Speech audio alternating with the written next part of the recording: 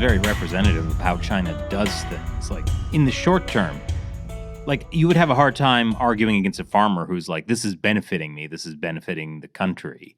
And you don't see until some time goes by the larger consequences of this. And I think this is a very difficult thing for people to understand when dealing with China, is that this short-term gain comes with long-term loss. I was arguing with people about Black Myth Wukong over this, and the risk of China the risk of China ultimately taking over a video game industry globally. Like, short term, you think, oh, it's just one fun game.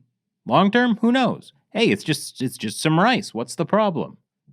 Long term. I mean, there is like a benefit for Pakistan there, or in terms of, like, for example, the rice sorting machines or things like that. I think that is like very much the more visible side of what you're talking about, of the BRI and things like that, where like they do come in and, accelerate or give people technology that they would not, Yes, exactly. Yeah, it's quite hard to sharply critique China for this, because it has boosted Pakistan's agricultural exports. However, you could say that these very exports are hindering people's potential there. Like, China's not building computer science laboratories or car manufacturing plants. But this is also very similar to, if you look at, for example, the United Nations programs to help developing countries. They're not building Tesla factories there. They're saying, "Oh, look, she can produce peanut butter now from the peanut that she's harvested." So it's just economic development. Well, I'm going to say something that's quite cynical, but mice in a cage given dopamine become happy. So one's happiness may not be someone else's misery. One's happiness may be misery to someone watching this person become happy.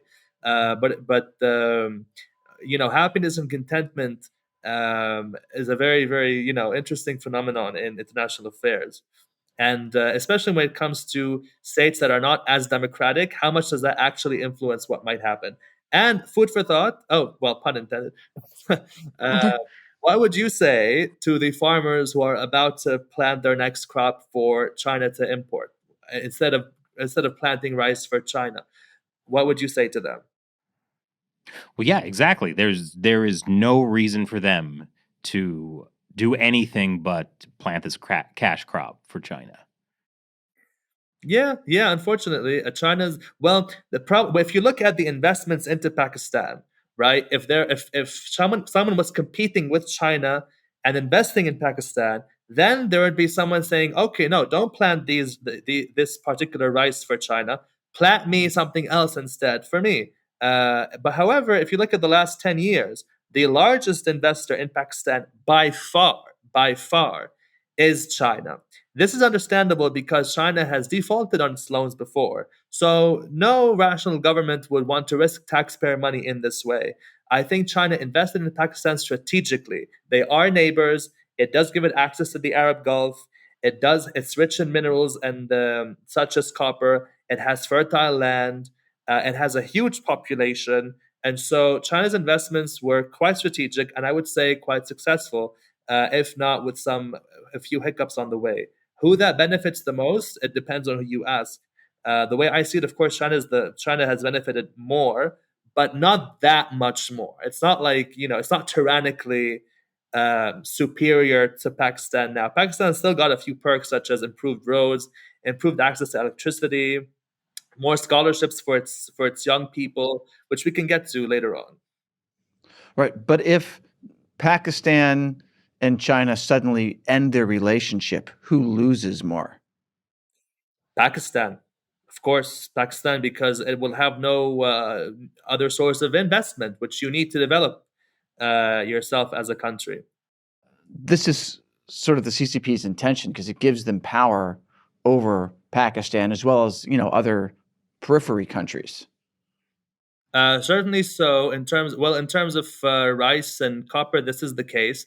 But you could argue that the UK did the same thing. The US did the same thing in Latin America with the designs to import cheap fruit. It's just a classic case of a more powerful country kind of exploiting the resources of a weaker neighboring state. In terms of the CCP specifically, I'm not really equipped to make that kind of link. But as I said before, if China stopped interacting with Pakistan, would be in a lot of trouble because it is more and more, more and more transforming into an economy more compatible with China. So Europe was an economy compatible with Russia. Europe's punishing Russia now by not importing its gas and not exporting the technology Russia needs to advance its own economy. So this is where things kind of become painful at the stage of like hyper compatibility. Pakistan, I think, is transforming into becoming ever more compatible with China. China doesn't need Pakistan as much as the other needs it, but because not many countries are this fertile for China, it does hold Pakistan, I think, in a special regard. Does it need it? No, but does it lose a lot by losing it? Yes. Now, when Pakistan exports rice and copper to China, how is Pakistan getting paid for those goods? Is it in yuan? No, China has kind of pushed for that to happen. It hasn't happened yet. It's been in U.S. dollars. However, China has made several requests of the government to be more lax about this. However, there has been a case where Pakistan has used the yuan, and that has been to buy Russian oil, actually. So not only India has bought Russian oil in the yuan, Pakistan also has, and on a government level, in 2023 was the first time it did this. So the yuan is like slowly making gains, but it's still nowhere near the power of the dollar even in Pakistan, which is the most influenced country in China influenced country in the world. So Pakistan is buying sanctioned Russian oil in yuan. Mhm. So then Russia gets the yuan, and then Russia can use those yuan to buy Chinese products like military equipment and military adjacent equipment. Yes, and other things that the EU used to export to Russia, because China's technology export profile is, I think, more advanced than one would expect.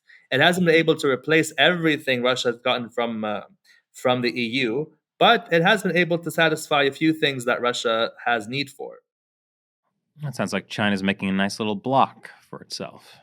It really is. It's the stars of the East and South are aligning against the Western-led order. It's absolutely thrilling to watch, and we're living in very, very, I think, important times right now.